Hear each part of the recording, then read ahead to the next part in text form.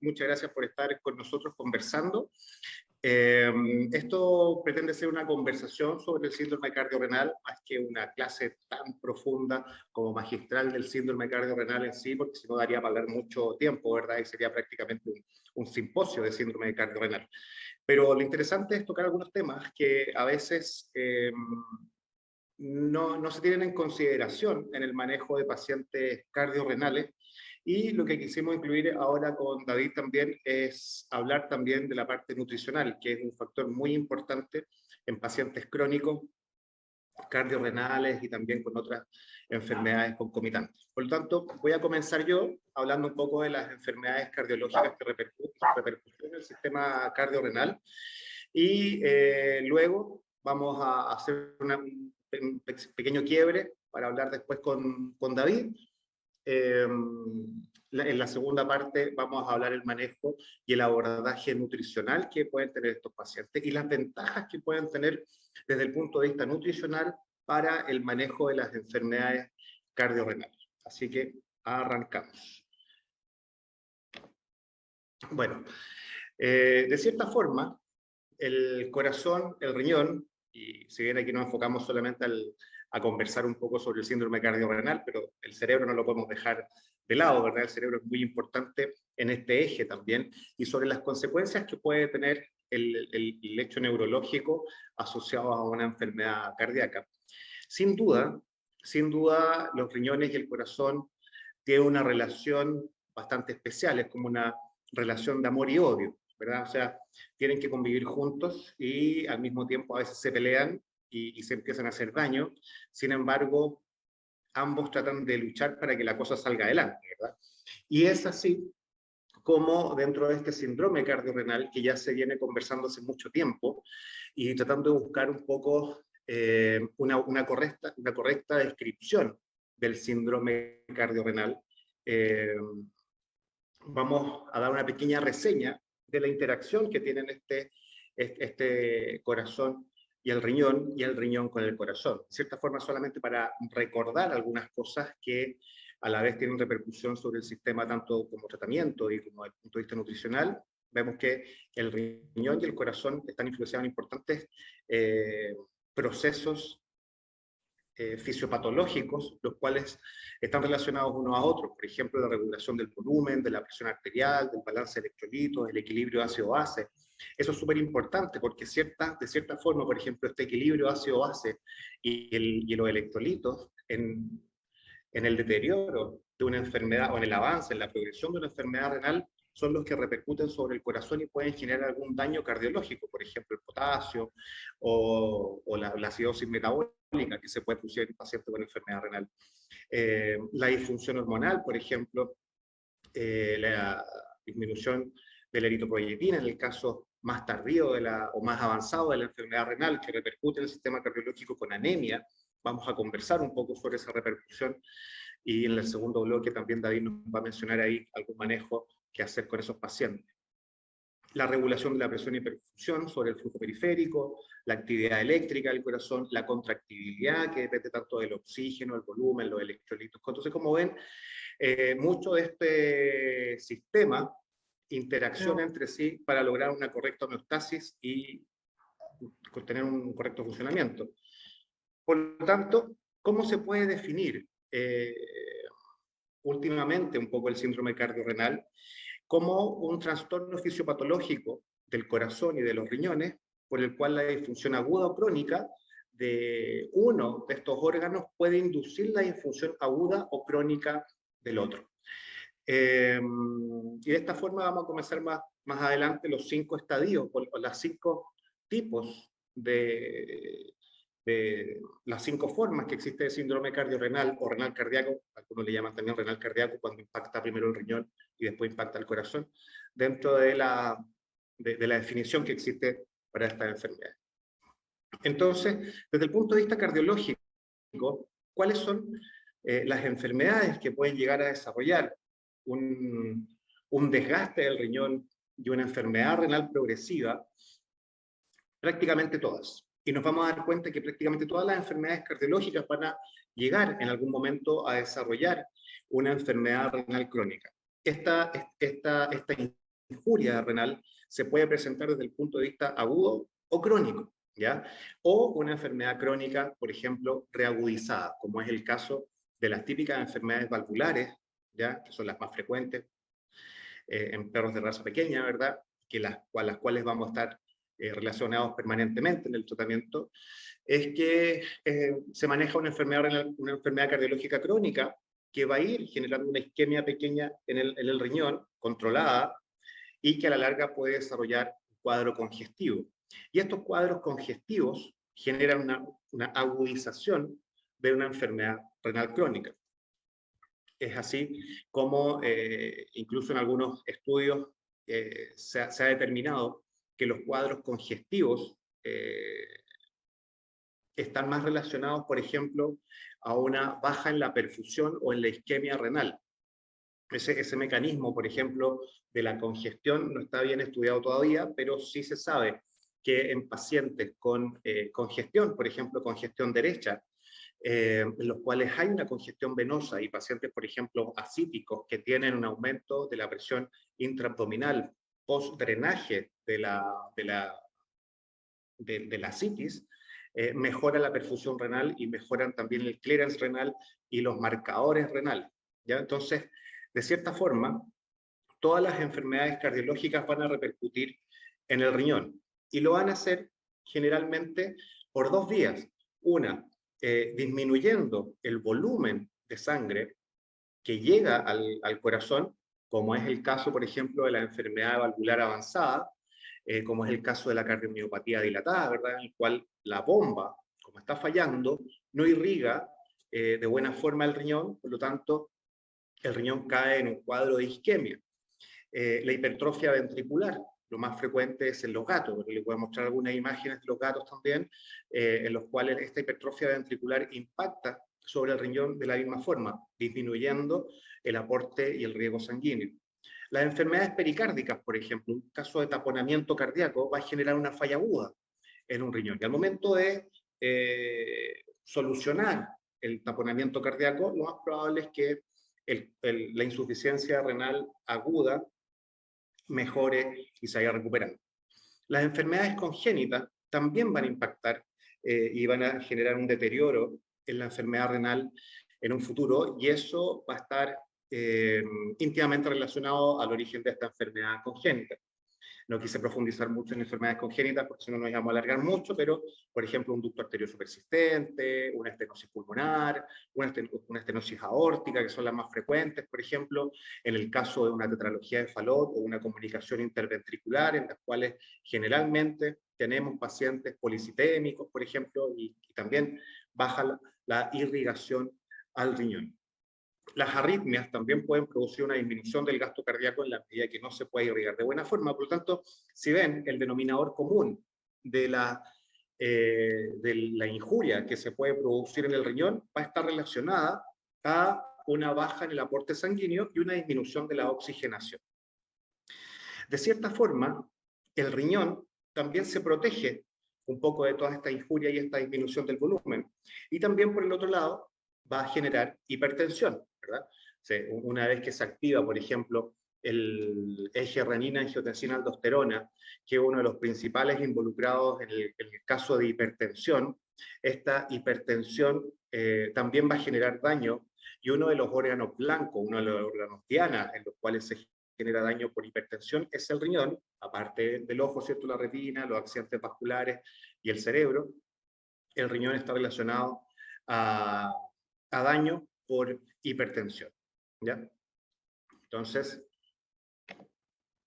acá tenemos, por ejemplo, una medición ecocardiográfica, y les cuelgo esta imagen un poco porque a veces viendo las imágenes uno se hace una mejor idea de qué es lo que está ocurriendo internamente para llegar a entender un poco por qué estas enfermedades pueden generar un bajo aporte, un bajo riego sanguíneo. Entonces, por ejemplo, acá tenemos un modo M, en un paciente con una ecocardiografía normal, en la cual tenemos un volumen minuto adecuado, una frecuencia cardíaca adecuada, una fracción de acortamiento adecuada del 39%. Entonces, si ven, el corazón se contrae de buena forma y al mismo tiempo las paredes cardíacas, este es el ventrículo izquierdo, esta interfase acá es la del del pericardio con el pulmón, que es esta línea ecogénica que se refleja en el modo M acá, ¿verdad? Y esta imagen del centro, que es como la imagen del champiñón que vemos habitualmente acostumbrado a hacer la ecocardiografía, corresponde al ventrículo izquierdo, ¿ya? El cual tiene las paredes normales, una frecuencia cardíaca adecuada. Este es el corazón que debiéramos esperar en un paciente normal. Ahora, ¿qué es lo que busca? ¿Qué es lo que busca un corazón normal y qué es lo que tiene que hacer? Simplemente irrigar. Tiene que regar todo para que tengamos un buen crecimiento, ¿cierto? Una buena oxigenación. En este caso, un buen crecimiento de las plantas, un buen crecimiento de los vegetales, del prado, lo que quieran, pero un correcto aporte sanguíneo. Si de alguna forma esto no se riega, ¿ya? Vamos a ver que en este caso tendríamos una sequía, un crecimiento malo o enfermedad de las plantas, lo que sea, y en el caso del riñón, el cual que no se perfunde, entraría a tener una injuria renal. Por lo tanto, lo que busca el sistema cardiovascular es mantener todo con irrigación y con buen aporte sanguíneo, ¿ya? Entonces, vamos a activar estas imágenes. Acá, por ejemplo, les tengo distintas imágenes ecocardiográficas de distintos estadios de pacientes con enfermedades degenerativas valvulares. En este caso, son pacientes con enfermedades degenerativas valvulares, la típica, la valvular mitral, con distintos estadios. Y tengo un estadio, por ejemplo, 1, la CRIMB1, en el cual tenemos un reflujo muy pequeñito, que se logra observar aquí, pero prácticamente sin remodelación del atrio izquierdo, sin dilatación de las cámaras, y con las paredes prácticamente de grosor normal. Generalmente son pacientes clasificados como asintomáticos, ¿verdad? Por lo tanto, este paciente es muy probable que con ese pequeño reflujo que tiene en el atrio izquierdo, sin dilatación del atrio, con una buena presión sanguínea, es muy poco probable que desarrolle un desgaste en el riñón o un bajo aporte sanguíneo a cualquier estructura del cuerpo. Básicamente es un corazón bastante saludable. Entonces, acuérdense que no es lo mismo tener una enfermedad cardíaca que tener una insuficiencia cardíaca. En este caso, el paciente tiene una enfermedad valvular, pero su corazón es suficiente, su corazón puede trabajar bien.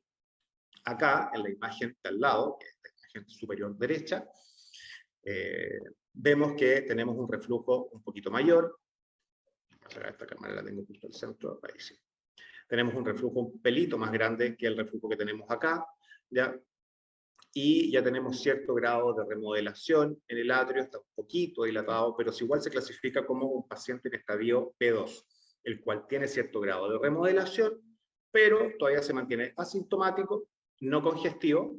Fíjense que se puede sacar una relación entre la vena pulmonar, ya están prácticamente del mismo tamaño, y no hay signos congestivos. Un paciente asintomático, también el aporte sanguíneo a los riñones es bueno, es adecuado, por lo tanto no debiera estar generando un cambio a nivel renal, por lo menos clínico, ni en los exámenes de laboratorio habituales que tenemos. Ahí vamos a conversar un poquitito sobre los exámenes de laboratorio. Acá la cosa cambia un poco, y esto va a ir progresando en la medida que el perro va envejeciendo. ¿Ya? Recuerden que la edad es uno de los factores importantes. ¿Cómo pasó acá? Esperen un poquito. Aquí. Ahí sí. La edad también es uno de los factores importantes en el deterioro de los riñones, el deterioro del corazón, y los manejos de hipertensión también tiende a estar presente la edad como tal. Entonces, aquí vamos a tener el estadio B1. El estadio B1 lo podemos diagnosticar, por ejemplo, vamos a hablar de promedio a los 7 años, 7, 8 años, los pacientes de raza pequeña. Ya va a progresar un estadio B2 posiblemente en 2 años o en 1 año, va a depender de sus condiciones concomitantes. ¿Ya? Va a evolucionar, por ejemplo, a un paciente ya con signos de congestión importantes, ya con un atrio izquierdo más grande, un estadio C, ya es un paciente con signos clínicos asociados a enfermedad cardíaca crónica, como ven, tiene un reflujo importante en la mitral y un reflujo importante en la atrioventricular derecha, una atriomegalia importante también y signos congestivos. Y por acá, a los que les gusta la ecografía pulmonar, tienen también algunas líneas B pulmonares, entonces lo que nos indicaría que el paciente tiene congestión izquierda y tiene también signos de edema pulmonar. Por lo tanto, ya tenemos un paciente que lo clasificamos como en estadio C. Este paciente, este de acá, el estadio C, ya tiene disminución del aporte sanguíneo al riñón. O sea, si nosotros vemos un paciente categorizado como C, debemos asumir que ese riñón no lo está pasando bien, a pesar de los exámenes sanguíneos. Ojo con eso porque no tenemos tanto en medicina veterinaria como en medicina humana los marcadores renales en enfermedad inicial o enfermedad temprana todavía no son adecuados. Ustedes pueden decir el SMA, sí, el SMA es una alternativa, es mejor a lo que teníamos antiguamente o anteriormente como la creatinina y los exámenes de orina, sí, efectivamente, pero también hay que matizar un poco el uso y utilizarlo de forma conjunta. Aún así, no es un marcador de enfermedad renal en forma temprana, ¿ya? Acá tenemos un paciente que claramente tiene una insuficiencia cardíaca importante. Fíjense que prácticamente aquí hay un desvío del tabique hacia el lado derecho, ¿ya? Y una atriomegalia más grande. Eso es un paciente categorizado como estadio D. Técnicamente este que está con edema pulmonar también uno lo podría categorizar como estadio D, está como ahí en la quemadita, ¿ya? Entre pasar del CAD, porque se puede manejar ambulatorio, hospitalización, bueno, ahí estaríamos a conversar de otra cosa, pero básicamente esto es el panorama y los escenarios que podemos tener y poder esto transita la enfermedad cardíaca. Generalmente, estos pacientes de acá no se manejan con medicamentos terapéuticos, se manejan con cambios de rutina, cambios de vida. Si el perro está en un ambiente fumador, se saca un ambiente fumador. Si está gordo, se pone a dieta. Si tiene la presión alta, tiene enfermedades concomitantes, se manejan. Enfermedades hormonales, en fin. Este paciente acá, que tiene signos leves de remodelación, generalmente puede ya comenzar a utilizar algunos mecanismos compensatorios, por lo tanto se asume que se podrían beneficiar del uso de vasodilatadores, generalmente como los IECA o los sartán, pero no el uso de diuréticos, ¿ya? Y el manejo nutricional se lo voy a dejar después al doctor David, ¿ya? Este paciente acá ya necesita dilatadores, necesita diuréticos, generalmente ya hay una mezcla de dos diuréticos, está tomando o espironolactona con furosemida, o hidroclorotiazida furosemida, o toracemida, para los que tengan toracemida. En otros países hay disponible toracemida, que se supone que está demostrado que es mejor que la furosemida, pero en fin. Y este paciente acá tiene al mismo tiempo de estos tratamientos, muchas veces está con algún tratamiento antiarrítmico también, en el caso que se presenten fibrilaciones, que son las más frecuentes. Entonces, en estos dos pacientes acá, ya la terapia de diurético, la terapia vasodilatadora, la terapia antiarrítmica está instaurada y muchas veces requieren también, y si así lo es, un manejo nutricional también aparte.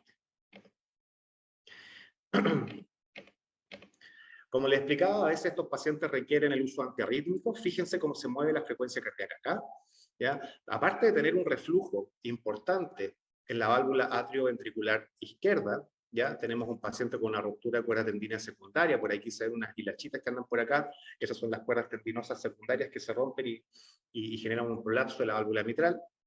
Acá vemos el reflujo, la congestión, ¿ya? Y fíjense esta frecuencia cardíaca que oscila dentro de los 250, 230, hasta 300 latidos por minuto. Por lo tanto, además de tener una válvula mala que predispone a que la sangre, en vez de salir por la aorta, se devuelva por el atrio izquierdo, por lo tanto ya el volumen se ve afectado por eso, al mismo tiempo tenemos que el paciente está taquicárdico, en vez de hacer esto con las contracciones, prácticamente como que tirita, ¿verdad? Por lo tanto, el volumen también se ve afectado. Ojo que en los pacientes de raza grande podemos tener taquicardias incluso ventriculares, pero lo más frecuente son las taquicardias o la fibrilación atrial, en pacientes que son completamente asintomáticos.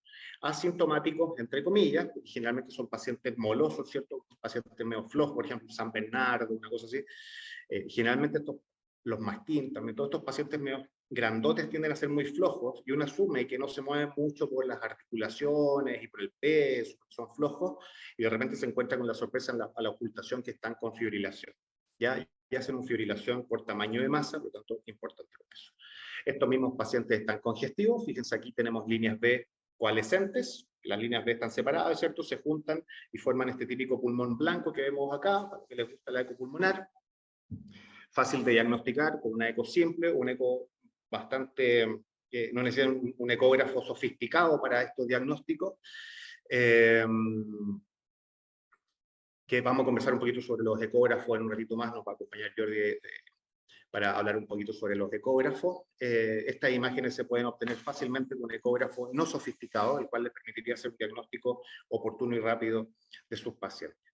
¿Ya? Entonces vimos la enfermedad valvular, cómo progresa la enfermedad valvular y cómo afecta entonces al lecho renal, básicamente por la irrigación. Tenemos otros grupos de enfermedades, por ejemplo, en este caso tenemos la cardiopatía dilatada. Acuérdense de la cardiomiopatía nutricional, creo que ya hablamos en alguna otra charla gratuita sobre eso, las enfermedades sistémicas que afectan al corazón, y por ahí topamos los factores nutricionales también, y hablamos algo de eso.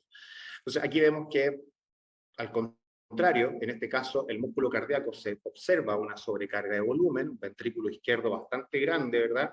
Y las paredes delgadas con mala contracción. Entonces, también tenemos pacientes con cardiomiopatía dilatada, y aquí el aporte principalmente va a estar afectado por la baja en el volumen, la baja de fuerza, la falla en la bomba cardíaca, y al mismo tiempo estos pacientes también pueden desarrollar arritmias. Entonces va a bajar el aporte sanguíneo al riñón. Estos pacientes también requieren manejo y tratamiento, ¿cierto? Generalmente ya están con diuréticos, con vasodilatadores, antiarrítmicos, inotropos positivos, y una serie de fármacos que repercuten, algunos no intrínsecamente generando un daño en el riñón, pero sí los estados de deshidratación o baja de volumen sanguíneo afectan a la funcionalidad renal. ¿Ya? Ahí vamos a mencionar un poquito sobre el tratamiento en un momento más. Acá, otro caso.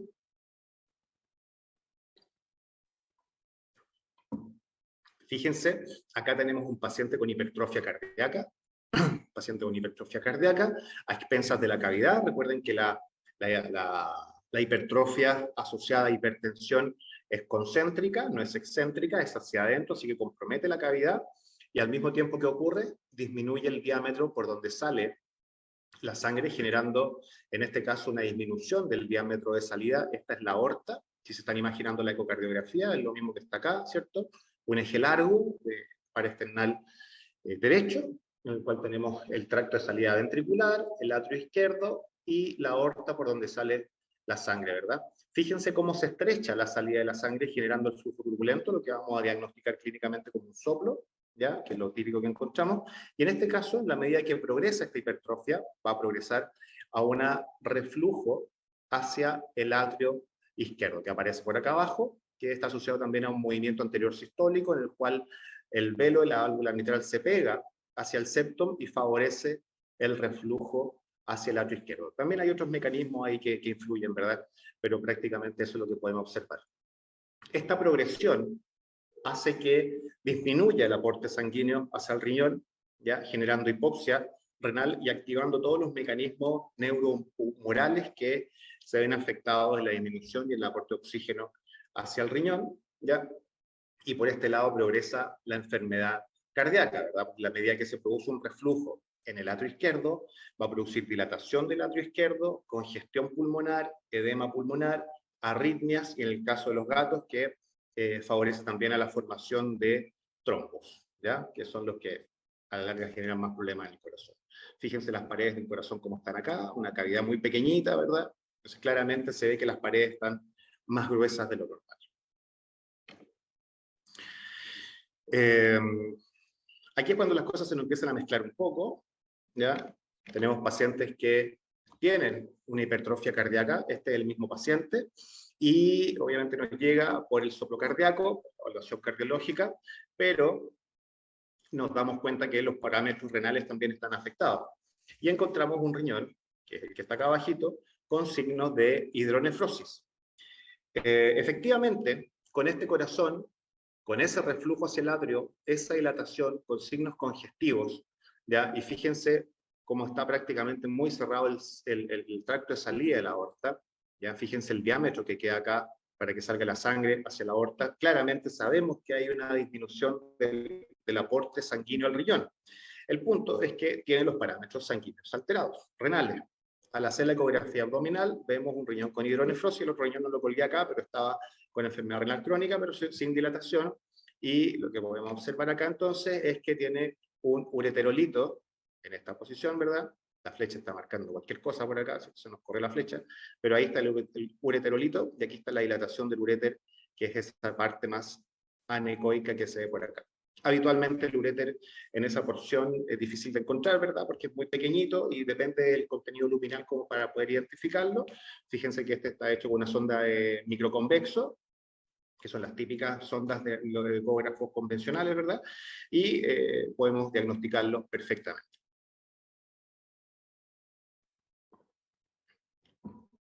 Entonces tenemos pacientes que cardiológicamente sí pueden tener y causar un daño renal, y al mismo tiempo tenemos un paciente que tiene signos de enfermedad renal crónica y agudizada y complicada por este ureterolito que está generando obstrucción y también hidronefrosis. Entonces vamos a tener esta gama de pacientes que muchas veces nos va a ir complicando un poquito. Entonces, ¿cómo vamos a ir haciendo esta diferenciación? Porque al final, en todas estas enfermedades termina siendo un poco ¿qué fue primero? El huevo o la gallina, ¿cierto? Que es la típica frase. Entonces, alguna vez se me va a ocurrir otra. Voy a ingeniármelas para ver si se me ocurre algo que fue primero. ¿Qué fue primero? ¿El gol de Neymar o el de Alexis Sánchez? ¿O el del Brenetton? No sé, algo así. Esperemos que los de nosotros. Acá tenemos un paciente con taponamiento. Fíjense. Me fui para allá. Otra oportunidad. Ah, ven, me puse a hablar me puse ingenioso para buscar nombres nuevos y se me fue la onda. Acá, ya. Acá tenemos un paciente con taponamiento cardíaco. Ya hemos dicho que distintas enfermedades pueden generar un deterioro en el riñón. En este caso es un paciente con taponamiento cardíaco. En un paciente... ¿Hay alguien con el micrófono abierto por ahí? En un taponamiento cardíaco se va a generar una injuria en el riñón, pero va a ser aguda en la medida que la oxigenación vuelva al riñón después de generar un drenaje del líquido pericárdico. Esto va a ir mejorando. Entonces vemos el corazón en un eje corto, se ve algo de bamboleo cardíaco dentro de este saco pericárdico, ya para los que no usan mucho la ecografía. Acá lo que podemos ver es que todo lo negro que se ve es líquido, ¿cierto? Por acá está el saco pericárdico y todo lo que está acá el líquido pericárdico. Fíjense que esto lo pueden hacer con un ecógrafo convencional, un diagnóstico de enfermedad pericárdica perfectamente lo pueden hacer con ecógrafos convencionales y no necesariamente con un ecocardio tan avanzado. Para los que estén partiendo, para los que tengan un ecógrafo en su clínica y le quieran sacar trote, con esto lo pueden solucionar perfectamente. Entonces, fíjense el movimiento que tiene el corazón. Acá claramente en modo M, lo normal debiera ser esto, ¿cierto? Con estas onditas y se ve esta forma de movimiento heterogéneo, ¿cierto? De las paredes ventriculares. Hay que considerar que también el corazón se está moviendo y hay un bamboleo en este corte, en este eje, pero claramente la contracción del corazón en un paciente con taponamiento cardíaco se ha afectado y el volumen minuto, por lo tanto, también se ha afectado. Acá lo que pueden ver es cómo el atrio derecho se colapsa. Prácticamente acá disminuye el volumen que entra al corazón, ¿verdad? Porque se colapsa justo el atrio y no puede ingresar, entonces hay una baja de aporte sanguíneo. Al no entrar al ventrículo derecho, obviamente pasa menos sangre hacia el ventrículo izquierdo y disminuye también el gasto cardíaco, disminuyendo el aporte sanguíneo al riñón. Si esto se mantiene algunas horas y algunos días, incluso en algunos casos hasta llegar a un diagnóstico, el paciente va a tener y va a presentar enfermedad renal aguda, que se va a recuperar en la medida que esto vuelva a funcionar. ¿Ya? ¿Por qué no se les da diurético a estos pacientes? Por lo mismo, estos pacientes, acuérdense que llegan acíticos, ¿cierto? Pero no llegan acíticos por congestión, no es porque el corazón le esté fallando la bomba, lo que tiene es mucho líquido alrededor del corazón que no lo deja funcionar. Entonces, si ustedes le dan diurético a ese paciente, lo que van a hacer es generar más daño en el riñón, ¿cierto? Por deshidratación. Acá lo que tenemos es el mismo corazón después del drenaje. Fíjense que no tenemos líquido pericárdico, fíjense que el corazón ya se mueve en forma más tranquila, y bueno, este paciente además tenía una enfermedad degenerativa valvular, ¿verdad? Que entonces se mantienen algunos reflujos, pero claramente se ve un corazón que se mueve de mejor forma. Mismo paciente también, después del drenaje, acá, fíjense, la frecuencia cardíaca se recupera, la cavidad ventricular también. Entonces, en la medida que eso se recupera después del tratamiento, no deberíamos tener complicaciones y el riñón debiera estar mejor.